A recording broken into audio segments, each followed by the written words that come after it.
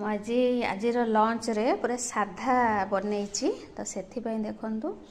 आमर भात यहाँ है बिरी डाली यहाँ शाग भजा कोशिला शाग भजा यहाँ है कदलीर भंडा आप फूल कहींपारती बड़ी परिकी बैगण सारू पड़ी गोटे राई होती यहाँ आमर फुलकोबी आलू रसा होती यहाँ आमर आलू को बघारी